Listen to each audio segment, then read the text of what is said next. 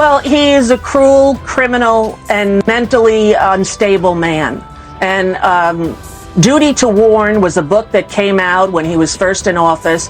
Psychiatrists across the country who don't ever really diagnose people that they don't serve personally came together and made a book, Duty to Warn, to tell the world what a narcissistic, mentally ill person he is. And I think he's the worst thing that ever happened to the United States, and his cruelty knows no bounds. Well, Rosie O'Donnell's disgusting. I mean, both inside and out. You take a look at her, she's a slob. She talks like a truck driver. Rosie attacked me personally because I was very happy when her talk show failed. Trump strolls in like the king of the stage, convinced no one can touch him. Then, boom! Rosie O'Donnell crashes the scene, swinging sarcasm like a wrecking ball. What follows? Pure chaos, ruthless comedy, and a roast so fierce it makes WWE look like preschool playtime. Their feud? Not dead, not even close. Rosie just lit the fuse. And what comes next is messier than Trump's hair on a windy day. Like myself or like Bruce Springsteen, who spoke out very eloquently about him as well. And this is what they do. They try to silence people, and they put the fear of God in everyone that they're going to lose their jobs. Is that like you've left America? Yes. Because of what's been going on. Because of him. I read Project 2025. That was pretty much the foundation of what he wanted to do. And I said, I have to get out of here. And I left before the inauguration on purpose, because for 20 years. Trump's entire story revolves around two obsessions: how he looks and how much he hates being crossed. Enter Rosie O'Donnell, the comedian who turned that fragile ego into her favorite punchline. To the world, Trump looked like a powerhouse mogul. To Rosie, he was one meltdown away from total collapse. I spend like pretty much 90% of my waking hours tweeting hatred towards this administration. Yeah, well, now I want to ask you about this because that is a two-way street. Because Donald Trump has been mad at you for a very long time. Over a decade. Over a decade. Yes. And did it sort of start? It started from The View, yes? The View. Yeah. And it's been really, we've sort of made the joke on the show that he's flip-flopped on everything except you. It's actually very true. Where others bowed, Rosie laughed. She mocked the suits, the swagger, the empire built on glass. And suddenly the untouchable mogul looked like a balloon losing air. This wasn't just a celebrity feud, it was therapy for everyone watching. While Trump played Monopoly with borrowed money, Rosie reminded the world that nothing rattled him more than being laughed at. And instead of bowing down to him like most did, she laughed. She laughed at the suits, at the bravado, at the empire made of glass, and suddenly the man who branded himself as untouchable was flinching like someone just popped his balloon. This wasn't just a feud, this was therapy for the entire world. Because while Trump was busy playing Monopoly with other people's money, Rosie was busy showing everyone that behind the bluster was a man who hated nothing more than being laughed at. Picture this. You've got skyscrapers, jets, maybe billions, real or imagined, yet you can't sleep because a comedian made fun of you at lunchtime TV. That's Trump's real legacy. Forget the towers and the gold. One sharp joke cracked his armor before politics ever had the chance.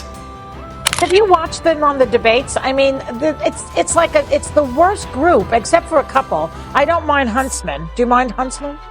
You know, listen, to watching the debates, it's so scary and sad. Like, to me, I can't even believe it. The only thing that I thought happened recently to make the Republican debates even worse than they possibly could have been was the addition of the new moderator. Oh, shall we not say his name in your company? He's like Lord Voldemort. Let's just ignore that he exists. But I don't know, it just seems so comical. Don't start with him. I'm not afraid, Joy. Don't you remember, I'm not afraid. Look. Rosie, you're doing it again. Honey. To see the scale of this feud, rewind to the Apprentice era. Trump sat on his golden throne, tossing out "you're fired" like it was divine law. He thought he was untouchable, like a Marvel villain powered by hairspray. Then Rosie walked in and said, "Nah, he's just the cartoon bad guy who talks too much." That's when it began. His kryptonite wasn't courts or bankruptcies. It was a comedian with a mic and a sharp tongue. And instead of shrugging it off, Trump went nuclear, wasting airtime and energy like Rosie was his ultimate nemesis. But really, she was just sipping Diet Coke, smiling, and tearing the balloon of his ego to shreds. Tara O'Connor, I believe her name was, a young Irish lass who was Junior Miss Trump Atlantic City pageant sexist winner. And she was downtown, 19-year-old girl, drinking and kissing a girl. And it was on the cover of the Post. So he held a press conference right before The View went on live. And he said, just want you to know I've forgiven her. And this young woman, I'm like, what is he, the pimp?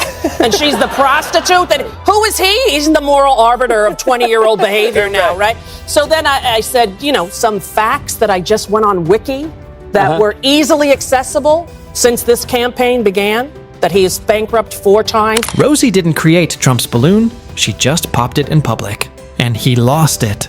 He raged, he sulked, he yelled like a kid who dropped his toy. Meanwhile, Rosie just laughed and kept the spotlight on how thin-skinned he really was. Trump built his brand on strength and dominance. But Rosie revealed the emperor not only had no clothes, he had a barber who couldn't save the comb-over. Once you become the punchline, no amount of gold can buy back your dignity. And Rosie's real weapon? Fearlessness. Trump went low, Rosie went funny. He roared, she rolled her eyes. He threw storms, she laughed. And that's why the feud cut so deep.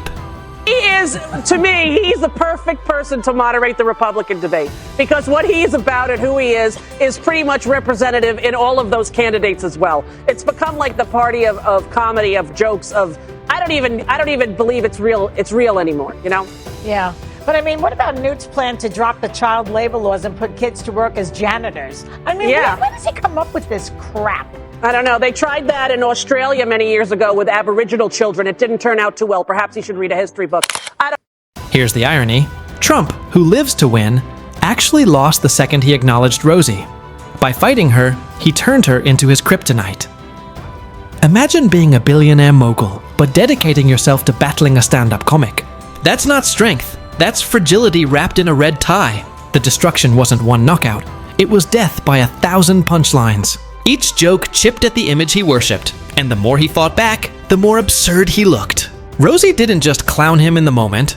She created the playbook comedians would use for decades. Her laughter became the blueprint. And when he is upset and humiliated and embarrassed, he has no control and he goes ape shit. Can I say that? And, he is the kind of person that is a grifter. And he is an evangelical preacher to people who believed that Celebrity Apprentice was true. And Celebrity Apprentice was not true. And Mark Burnett has tapes of him And that's why Rosie's takedown has aged like fine wine.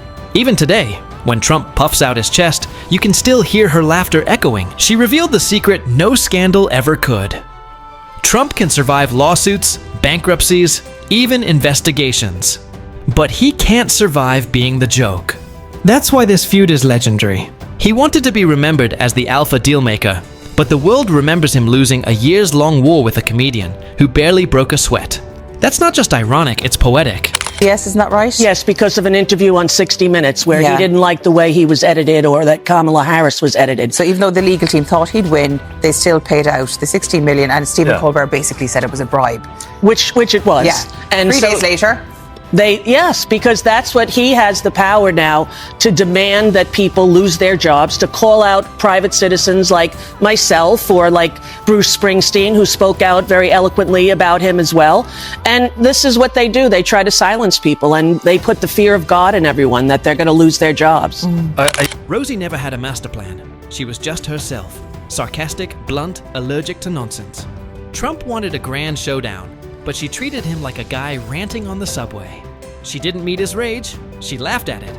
And that laughter was lethal, because when you're trying to project power and someone just giggles, your whole act collapses. It was like watching a magician's trick get exposed in real time. Trump wanted to look like a genius tycoon, but Rosie pulled the curtain back to show he was just another guy with smoke machines. Once the trick was spoiled, the illusion was dead. No, he'll do anything and everything to get what he wants, and women are of no value to him in his life or world. The only one who is, I think, is his daughter. That's it. The rest of the women in the world are useless as the immigrants that he says are coming from, Honduras to take us in caravans. Watch out for the caravan. There are people walking away from certain death in third world countries, right? The man doesn't care at all. So what he did to Stormy Daniels was horrific. And that's why Trump's obsession cuts so deep. Rosie stripped away his image, and he could never forgive her for it. Her roast wasn't just personal, it was cultural. She proved he could be ridiculed. That revelation changed everything. Comedians, satirists, late-night hosts, they all followed her lead. By the time Trump entered politics, people already knew the way to beat him isn't with debate prep. It's to laugh. Rosie set the stage years before the campaign trail ever began. In 2006, when he was just a embarrassment in New York, nobody respected him in any way. Forbes never would put him on the richest people list because they couldn't verify his income because he was often broke. He's a con man, period. And if you grew up in New York like I did, you knew that. But he got on that show, and Mark Burnett, the producer, taught him that if you tell a lie long enough on TV, people will believe it, just how they do Fox News. That's not a news station, that's an entertainment station. And they were fined millions of dollars for lying to the American public. I read in one particular description of you that at one point you were friendly enough with him to the point that you were at one of his weddings. Well, I wasn't ever friendly. I've never had a conversation with him. Okay. But I knew his wife because You have these megaphone conversations. Yeah, exactly. I have public, badgering each other. But his second wife, Marla Maples, was on Broadway with the man who ended up being my leading man in Grease, Jason Opsahl. So he was invited to the wedding because of Marla, and he took me as his plus one. And I thought it was a kick. I thought, I'm going to go get an expensive outfit, which I didn't have any. And I went to the wedding. And here's the twist. Trump treated critics, journalists, even allies with insults. But with Rosie, it was different. It was personal. He circled back again and again, like she was a boss battle he couldn't win. And that's why her destruction hit so hard. Rosie didn't crown herself his rival. He did. She was just fearless, roasting nonsense whenever she saw it. Trump, desperate for validation, couldn't let it go. That's the contrast. Fragile power versus fearless humor. And in that matchup, ego always crumbles. Watching this moron speak, can he form a coherent sentence? He is the worst thing that ever happened. Period. And he's just babbling like an incoherent... He's like Dr. Doom. He's the worst thing. Oh, you know what? He just lies, lies, lies. I am done with Donald Trump. Let's be done with Donald. So what's the scoreboard? Trump attacks, Rosie laughs. Trump puffs up, Rosie shrugs. Trump tries to bury her, but ends up immortalizing her as the one who got under his skin. That's not winning, that's losing forever. Rosie didn't need one final showdown to beat him. She broke the illusion. Like the Wizard of Oz behind the curtain, once the world saw Trump as just a guy pulling levers, the magic was gone. And that laughter has haunted him ever since. America are afraid of him. They're afraid to stand up to him, against him, because... And when I did on The View in 2006, I remember Joy Behar saying, you're not going to say that out there, because he had a press conference right before we were live, where he had a teenager, Tara O'Connor, who was Miss Teen USA. She had kissed a girl in the Village, and they took a picture and put it on all the newspapers. And he made her do a press conference where she apologized. And it looked to me like a pimp and a prostitute. And I said that on the air. And then I proceeded to list facts, not hyperbole, just facts about who he was and what he did. Bankrupt all these times, money from his father, not a self-made man. Can't quantify his riches on Forbes magazine. I just